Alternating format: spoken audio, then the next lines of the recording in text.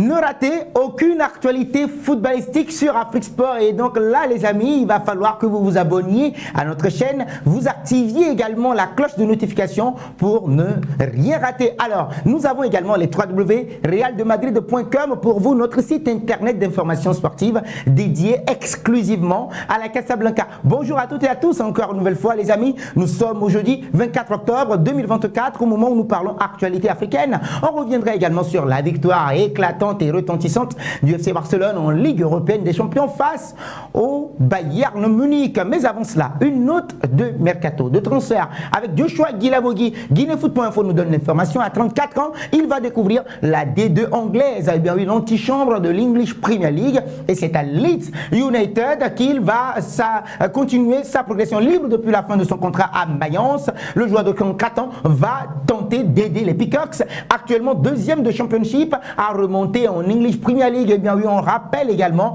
que c'est un autre pays, son quatrième d'ailleurs, qu'il découvre après un passage justement en France, en Espagne et dernièrement en Allemagne. Eh bien oui, un rebond inattendu pour l'homme aux 7 sélections en équipe de France. Eh bien oui, il faut rappeler que Joshua Guilavogui est l'aîné de Morgan Guilavogui qui évolue avec le Sili national. Foot.tg, nous sommes au Togo et parler de la catégorie basse. Bah oui, avec le tournoi UFOAB qualificatif pour la CAN de la catégorie qui se dispute à Lomé au stade de Kégué, bah oui, au stade municipal de Lomé. Bah oui, le Togo éliminé de la compétition après son revers, bien évidemment face à cette formation du Ghana. Bah oui, le Bénin de l'autre côté a été battu par le Niger, ce qui conforte d'ailleurs leur qualification pour les demi-finales. L'équipe sportive reprend également l'information avec le tournoi UFOA BU20. Le Togo prend la porte selon la publication de nos confrères de l'équipe .tg. On n'oubliera pas également Sport Culture News de Romuald Hededi Mahaya. Le Togo et le Bénin out. Voici la situation dans le groupe B. On n'oubliera pas que le Ghana et le Niger sont qualifiés pour les demi-finales et sont toujours en course pour prendre part à la prochaine CAN U20. Et on rappelle que seuls les finalistes seront qualifiés pour la phase finale de la Coupe d'Afrique des Nations des moins de 20 ans. Nous allons parler de la catégorie basse. Les U17.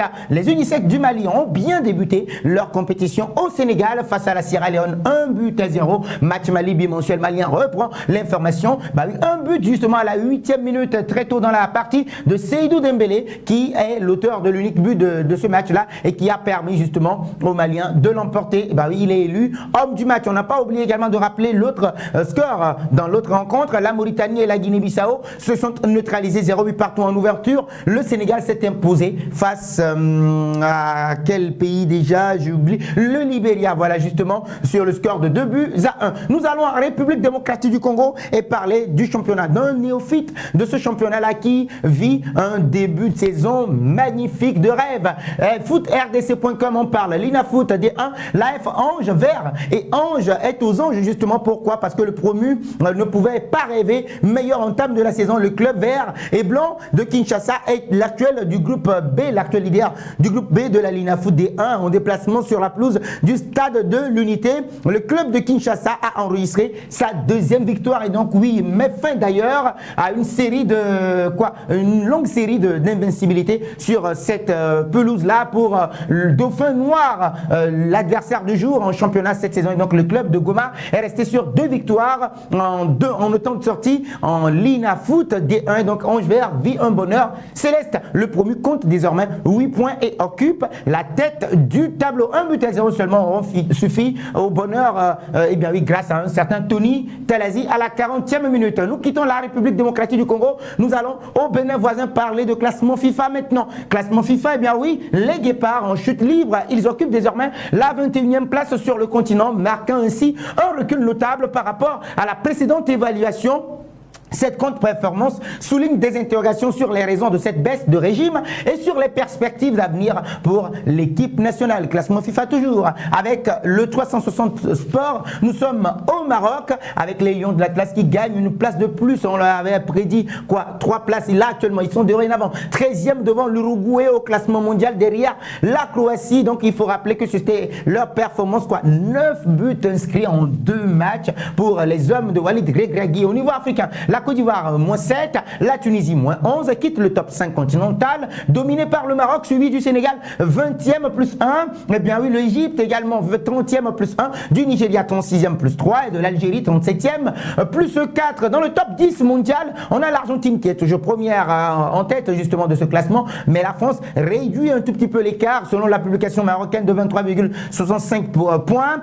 Suivi de l'Espagne, l'Angleterre, le Brésil et la Belgique qui maintiennent leur position. Le Portugal 7e plus 1 et l'Italie 9e plus 1 sont donc les seules nations à avancer dans un top 10 que comptent également les Pays-Bas, ou bien qui comptent également les Pays-Bas 8e moins 1 et la Colombie 10e moins 1. Classement FIFA toujours avec les Fenech d'Algérie. DZ Foot reprend l'information. Belle progression également pour les hommes de Vladimir Petkovic. L'Algérie dans le top 5 africain et gagne 4 places au lieu de 3 précédemment annoncés par nos confrères algériens. Ben oui, les Verts sont donc passés de la 41e place à la 37e place au classement mondial, dépassant ainsi l'équipe du Venezuela par exemple. Et donc il s'agit là au niveau africain de 2 places gagnées et qui permet justement, ou bien qui permettent au Fenech d'Algérie de rentrer dans le top 5, dépassant la Côte d'Ivoire et la Tunisie. Il s'agit là, précision de taille de nos confrères algériens, de la deuxième progression importante de suite, puisque les Verts avaient déjà gagné 5 places au mois de septembre dernier. Le Maroc est en tête de ce classement, suivi du Sénégal.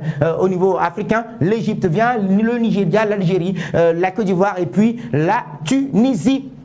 Nous quittons l'Algérie et nous allons au Sénégal parler de cette bonne nouvelle et également par rapport aux infrastructures au niveau du Sénégal. La Coupe du Monde 2026, une bonne nouvelle pour le Sénégal. Mais quelle est la bonne nouvelle là? Le prochain match à domicile du Sénégal contre le Soudan, prévu en septembre 2025 pour la 7e journée des qualifications au Mondial 2026, pourrait se dérouler au stade Léopold Sédar Senghor. Information de nos confrères des 3W Afriquesport.net. Les Lions quitteraient ainsi temporairement le stade Abdoulaye Wade de Diamniadio qui a été leur repère ces dernières années pour retrouver une enceinte où ils avaient autrefois l'habitude de dominer leurs adversaires. Le stade Senghor, en rénovation depuis août 2022, devrait être livré en avril 2025 et donc cette annonce a été faite par la ministre des Sports lors d'une visite sur le chantier mardi dernier. Donc oui, elle a également profité pour annoncer d'autres nouvelles. 3 stades régionaux actuellement en rénovation seront opérationnels dès le prochain mois. Ces annonces devraient particulièrement réjouir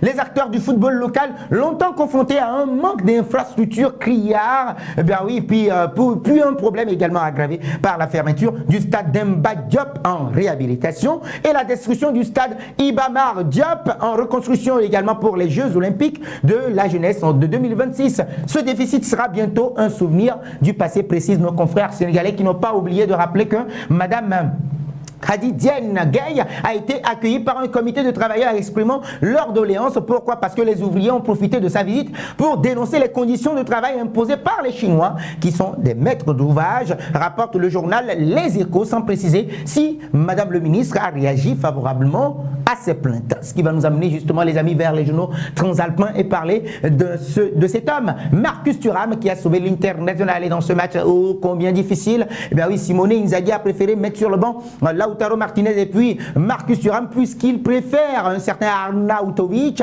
et puis Taremi qui a débarqué du FC Porto. San Marcus à la une du Corriere dello Sport pour dire Saint Marcus Thuram, avec lui qui a offert cette victoire à la 93e minute. Bah oui, pour l'International qui était mal parti. Bah oui, à la une également de la Gazzetta dello Sport, il est toujours là. L'International Urlo Thuram, Marcus Thuram qui hurle en toute fin de match. 93e minute, Nerazzurri, Trallé et Big. Oui, ils rentrent maintenant dans le top 8 voilà, de cette saison, ou bien de ce classement de la saison régulière de la Ligue des Champions. Le Quotidiano Sportivo à sa une également. On parle pour dire non c'est Inter senza Tulla. Oui, non, ce n'est pas l'Inter, mais plutôt Marcus Thuram avec ce jeu de mots Tulla pour parler de cette victoire qu'il offre justement à cette formation de l'International. 1-0 face aux Young Boys Bern de la Suisse. Nous continuons toujours avec Young Boys Bern, la Suisse ou la Belgique? La Suisse. Alors, le Tuttosport également, qui revient justement par rapport à la Vieca Signora qui ne va pas bien, il faut le préciser. Et on parle de réaction. Réazione da Juve. La réaction de la Juve est très attendue, que ça soit sur le plan local ou bien en Europe, puisqu'ils ont été battus justement, rappelez-vous, par le VfB Stuttgart, 1-0, un but d'un certain El Bilal Touré. Nous allons en Angleterre et parler du Special One. Oui, José Mourinho qui est revenu sur ce choc d'avant-match justement entre Manchester United et puis sa formation du Fenerbahçe, le Special One, Special numéro 1, Special number 1, number 1.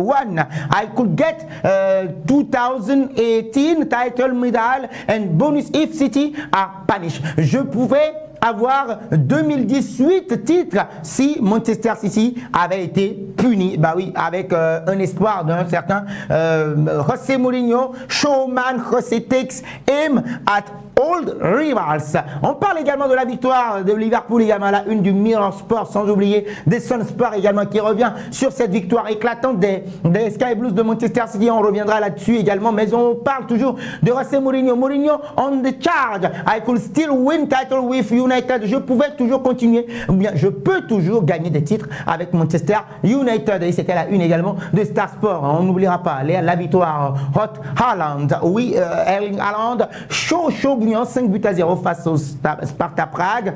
I can still win United de Premier League. Je pouvais continuer toujours, bien je peux continuer toujours par gagner 6 Premier League pour Manchester United pendant 6 ans after I left. Oui, après que je sois parti. À la une également de Sport Newspaper of the Year. On parle toujours de cette équipe d'Erling Braut Haaland, 5-0 face à cette formation du du Sparta Prague avec un but zlatanesque. Vous pouvez l'avoir ici à la une de certains Erling Braut Haaland, oui, acrobatique, Erling dit acrobate, Erling Braut Haaland, l'acrobate, 5-0. Liverpool a emporté petitement 1-0 en déplacement sur la pelouse du RB Leipzig. À la une également de Daily Telegraph avec ce but d'Erling Haaland qui retient les attentions, but zlatanesque, Kung Fu, et non Kung Fu pour parler d'Erling Haaland. Haaland acrobatics, leave fans gasping. Oui, l'acrobatique, la reprise acrobatique ou en quelque sorte d'Erling Braut Haaland a laissé bouche bée les fans du Sparta Prague. À la une également de The Time Sport et Erling Haaland toujours à sa une. United will own me medal pour parler d'un certain Special One, José Mourinho. Nous allons maintenant parler toujours de Liverpool. Alors avec la victoire grâce à Darwin Nunez, 1-0. Erling Haaland toujours à la une du Daily Express Sport, High and Mighty. Oui, et puissant Erling Haaland avec ce but on ne peut plus incroyable. Sport Eye également revient sur Erling Haaland. City striker than Sparta. Manchester City est une ville qui brille plus que Prague. Voilà, on va le dire ainsi. Haaland hit sensational double for Pep's men. Il a réalisé une double sensation pour les hommes de Pep Guardiola. Et bien oui les amis,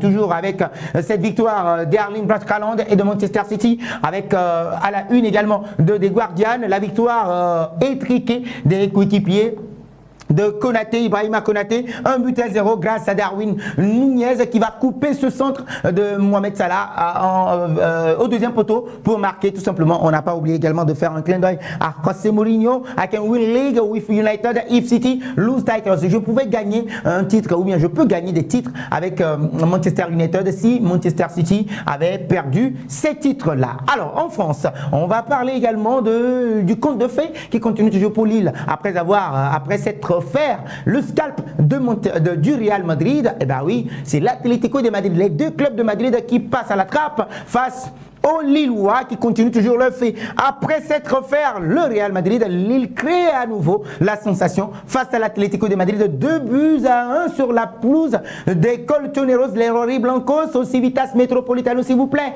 Ah oui, avec une situation litigieuse aussi par rapport à une main de coquet imaginaire sifflée par l'arbitre qui n'est même pas allé regarder, consulter la VAR. Le Figaro Sport, et pourtant la VAR était là pour ça. Le Figaro Sport en parle à sa une. Alors au niveau de l'équipe, c'est Lyon qui est à annoncé en Europe, Ligue Europa, phase de poule, gagné sans casse. Dans un contexte qui pourrait être tendu dans les tribunes, les Lyonnais attendent entendent confirmer leurs excellents débuts européens en signant un troisième succès d'affilée. Donc ils sont très attendus en Ligue Europa face à Beşiktaş à domicile au Groupama Stadium. Nous allons en Allemagne et parler de cette défaite du Bayern Munich. Kicker, on parle à sa une pour parler justement d'un certain Robert Lewandowski. Vachin für Bayern, de la tempête pour le Bayern Munich avec un certain Hans-Dieter Flick, 4-1 à la une. En Espagne, on jubile avec un certain Rafinha, capitaine du jour, et triple hat-trick pour Rafinha. Le Mundo Deportivo, hier c'était un autre Brésilien. Aujourd'hui, avant-hier un autre Brésilien et hier